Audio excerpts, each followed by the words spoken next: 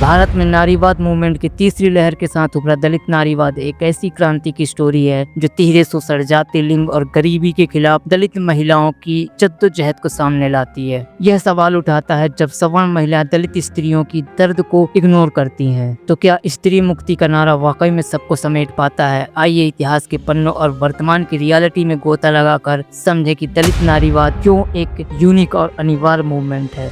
दोस्तों, जय भीम, जोहार। हम आपको एक ऐसी जर्नी पर आमंत्रित करते हैं जो सिर्फ इतिहास का पुनरावलोकन नहीं बल्कि एक चेतना का पुनर्जागरण है। यह स्टोरी है उन स्त्रियों की जिनकी पीड़ा को अक्सर मेन स्ट्रीम फेमिनिज्म भी अनदेखा कर देता है और जिसका स्ट्रगल औरत होने से कहीं ज्यादा दलित औरत होने की ट्रेजेडी से जन्म लेता है। जहाँ एक और भारत में नारीवाद की लहरें उफान पर थी, वही दूसरी ओर दलित महिलाओं की आवाजें उन लहरों में डूबती रही। उनके सवाल ना तो मुख्यधारा के फेमिनिज्म में जगह पा सकी, ना ही समाज के मौन में कोई उत्तर मिल सका। दोस्तों, दलित नारीवाद कोई एक मूवमेंट नहीं बल्कि एक प्रतिरोध की विरासत है। यह लेगेसी माता सावित्रीबाई फुले से शुरू होती है और आज की उन बहुजन बेटियों तक आती है जो शहर की गलियों में, खेतों की मेड़ों और कोर्ट की चौखट पर जस्टिस की प्रतीक्षा कर रही हैं। यह वीडियो ब्राह्मणवादी की सत्तात्मक व्यवस्था, जाति हिंसा, जेंडर डिस्क्रिमिनेशन और इकोनॉमिक एक्सप्लॉयटेशन की परतों को उधेड़ता है। यह सिर्फ आंकड़ों और एग्जाम्पल्स की बात नहीं करता बल्कि यह उन अनहियर्ड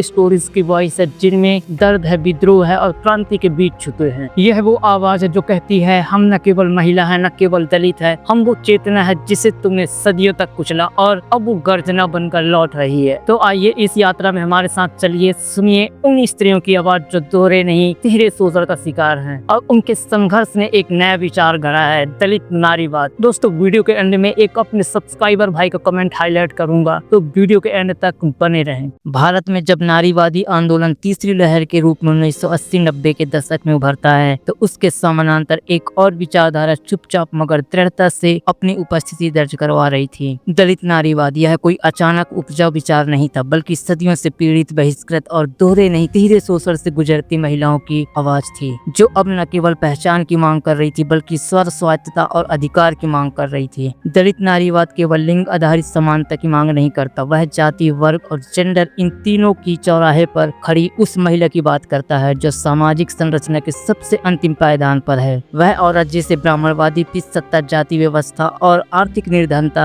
तीनों ने मिलकर एक जटिल और अपमानजनक जीवन सौंप दिया है। दोस्तों, एक दलित महिला के जीवन में शोषण की परतें सामान्य महिलाओं से कहीं अधिक जटिल और गहरी है। लिंग के आधार पर शोषण क्योंकि वह स्त्री है, जाति के आधार पर अपमान क्योंकि वह दलित है, आर्थिक आधार पर वंचना क्योंकि वह गरीब है। यह तृतीयक उत्पीड़न किसी भी मानवीय गरिमा की कल्पना को छिन्न भिन्न कर देता है। शिक्षा के लिए संघर्ष, श्रम के लिए शोषण, सुरक्षा के लिए अनदेखी और न्याय के लिए उपेक्षा, यह सब एक दलित महिला की दिनचर्या बन जाती है। दलित नारीवाद इसलिए भी उभरा क्योंकि मुख्य धारा का नारीवाद अपने भीतर एक ब्राह्मणवादी पूर्वाग्रह छुपाए हुए था। जब सोनी सूरी के साथ अमानवीय हिंसा होती है, जब फूलन देवी के राजनीति में प्रवेश को सवर्ण महिलाएं नकारात्मक रूप से देखती हैं, जब गाँवों में दलित महिलाओं के साथ खुलेआम यौन हिंसा होती है, तब ये तथाकथित सुसंस्कृत नारीवादी संगठन चुप क्यों रह जाते हैं। दोस्तों, सोनी सूरी एक भारतीय आदिवासी शिक्षिका, सामाजिक कार्यकर्ता और आदिवासी अधिकारों की पैरोकार है, जिनका जीवन संघर्ष, अन्याय और उत्पीड़न के खिलाफ उनकी अडिग लड़ाई की तेरक कहानी है। छत्तीसगढ़ के दंतेवाड़ा जिले के जबेली गांव में 1975 में जन्मी सोनी सूरी ने नक्सल प्रभावित बस्तर क्षेत्र में आदिवासियों के अधिकारों के लिए आवाज उठाई और इसके लिए उन्हें भारी कीमत चुकानी पड़ी। उनकी कहानी न केवल व्यक्तिगत साहस की मिसाल है बल्कि बस्तर के आदिवासियों के साथ हो रहे व्यवस्थित अन्याय को भी उजागर करती है। 2005 में छत्तीसगढ़ सरकार ने माओवादियों के खिलाफ सलवा जुडूम अभियान शुरू किया, जिससे पुलिस और सशस्त्र बलों का समर्थन प्राप्त था। यह अभियान आदिवासियों को माओवादियों के खिलाफ भड़काने और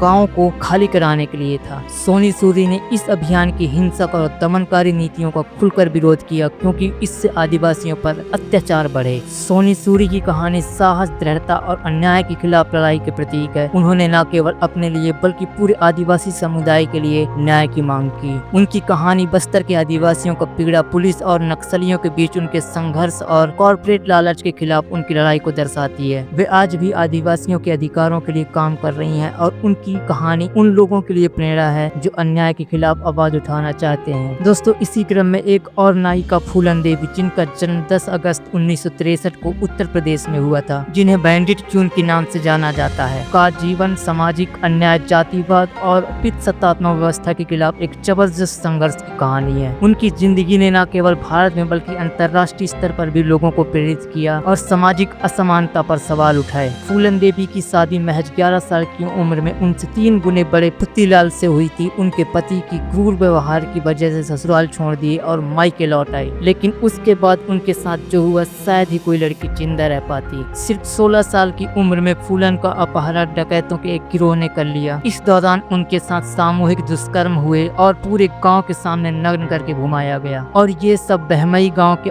आतंकवादी ठाकुरों द्वारा किया गया। इस घटना ने फूलन देवी के जीवन को बदल दिया। उनके साथ हुए कृत्यों को कभी नहीं भूल सकती थी और 14 फरवरी 1981 को फूलन ने अपने साथ हुए दुष्कर्म का बदला लेने के लिए कानपुर देहात के बहमई गाँव में 22 ठाकुरों को लाइन में खड़ा करके गोली मार दी। इस घटना को बहमई नरसंहार के नाम से जाना जाता है। दोस्तों, फूलन देवी की कहानी को कुछ लोग एक नरसंहार के रूप में देखते हैं, लेकिन उनके साथ हुए अत्याचार को शायद ही कोई समझता हो। फूलन देवी का जीवन एक ऐसी महिला की कहानी है जिसने बचपन से ही अन्याय का सामना किया, हथियार उठाए और फिर समाज के लिए लड़ाई लड़ी। उनकी कहानी हमें यह सोचने पर मजबूर करती है कि सामाजिक व्यवस्था और हालात कैसे एक इंसान को विद्रोही बना सकता है। उसके बाद फूलन देवी समाजवादी पार्टी के उम्मीदवार के रूप में सांसद के चुनाव के लिए खड़ी हुई और 2 बार मिर्जापुर के लिए सांसद सदस्य के रूप में लोकसभा के लिए चुनी गई। दोस्तों, 25 मई 2001 को दिल्ली में उनके आधिकारिक आवास पर आतंकवादी शेर राणा सिंह ने फूलन देवी को गोली मारकर हत्या कर दी। दोस्तों, यह प्रश्न दलित नारीवाद के अस्तित्व की प्रामाणिकता को रेखांकित करता है। दलित महिलाएं पूछती हैं, क्या नारी मुक्ति केवल सवर्ण महिलाओं के लिए आरक्षित है? क्या स्त्रीत्व की पीड़ा में जाति का भेद स्वीकार है? दलित नारीवाद कोई आधुनिक आविष्कार नहीं है। इसके बीज 19वीं सदी के समाज सुधार आंदोलनों में ही पड़ चुके थे। माता सावित्रीबाई फुले, जिन्होंने शूद्रों, अति शूद्रों लड़कियों के लिए शिक्षा के दरवाजे खोले। बाबा साहब डॉक्टर अम्बेडकर, जिनकी दृष्टि में महिलाएं जाति व्यवस्था की रक्षक नहीं बल्कि उसके शिकार थी। बाबा साहब ने 1940 के दशक में हजारों दलित महिलाओं को संगठित किया, उनके लिए सम्मेलन करवाए और उन्हें शिक्षा, जागरूकता व संगठन का मार्ग दिखाया। दोस्तों, दलित नारीवाद की सबसे मजबूत बौद्धिक आधार दिया शर्मिला रेगे, रजनी तिलक, कुमुद पावड़े और गेल आम्बेड जैसे विद्वानों ने।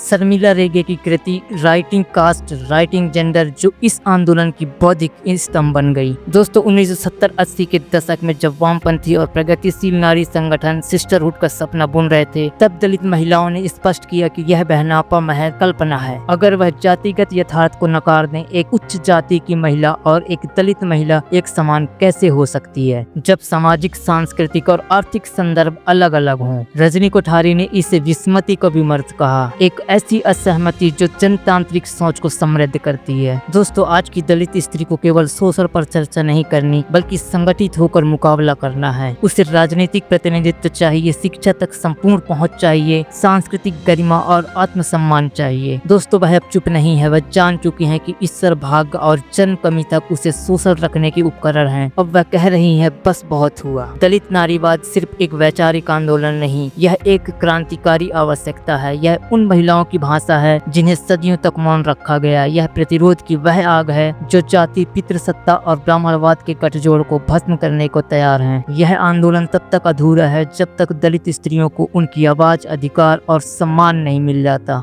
दोस्तों, हमने अभी तक उस यात्रा को देखा जिससे दलित महिलाओं ने 3 स्तरों की पीड़ा, जाति, लिंग और वर्ग आधारित शोषण के खिलाफ संघर्ष करते हुए तय किया है। यह सिर्फ एक सामाजिक विमर्श नहीं बल्कि अस्तित्व की लड़ाई है। वह अस्तित्व जो सदियों से दबाया गया, कुचला गया और अनदेखा किया गया। लेकिन अब वह समय आ गया है जब दलित महिला सिर्फ पीड़ित नहीं बल्कि प्रतिरोध की पहचान बन चुकी है। और वह सिर्फ पीठ पीछे सहने वाली नहीं बल्कि सामने आकर सवाल पूछने वाली है। क्यों नहीं बोला गया उसके लिए? क्यों नहीं उठी आवाज सोनी सूरी, फूलन देवी और हजारों गुमनाम दलित बहनों के लिए? यह वीडियो हमें सिर्फ दलित नारीवाद के इतिहास से नहीं जोड़ती बल्कि यह सवाल पूछती है, क्या हमारी बहनापे की परिभाषा अब भी वह सिर्फ सुविधा आधारित है? यह आवाज हमें झकझोरती है, चेताती है और रास्ता दिखाती है। आज जरूरत है उस काल्पनिक बहनापे को तोड़ने की जिसने सवर्ण स्त्रियां अपनी सुविधाओं के घेरे में दलित बहनों के दुख को अनसुना करती रही। दोस्तों, जरूरत है उस विसम्मति के विमर्श को अपनाने की जो सहमति को कमजोरी नहीं बल्कि बदलाव का बीज मानता है। दलित नारीवाद सिर्फ एक विचार नहीं, यह एक क्रांति है, एक ऐसी क्रांति जो नारीवाद को उसकी अधूरी कहानी से पूर्णता की ओर ले जाती है। एक ऐसी क्रांति जो ब्राह्मणवादी पितृ सत्ता को सीधे चुनौती देती है। दोस्तों, अब वक्त है पिछले वीडियो के खास कमेंट को हाईलाइट करने का। ये कमेंट था अनिकेत टेकाम जी का। वो कहते हैं, जो भी लोग इन मुद्दों पर बोल सकते हैं वो सभी जन बोले, जो नहीं बोल सकते वो कृपया करके जो लोग बोल रहे हैं उन्हें समर्थन करें। इस चैनल को ज्यादा से ज्यादा सब्सक्राइब करें और शेयर करें। धन्यवाद। सबसे पहले तो अनिकेत टेकाम जी का बहुत बहुत धन्यवाद आपके इस खूबसूरत विचार के लिए। दोस्तों, आपका सहयोग बहुत जरूरी है, सो प्लीज जितना हो सके आप हर वीडियो को लाइक करें, शेयर करें और चैनल को जरूर सब्सक्राइब करें और बगल में जो नोटिफिकेशन की घंटी है उससे प्रेस कर लें। आपसे फिर मुलाकात होगी किसी अन्य वीडियो में। बहुत बहुत धन्यवाद।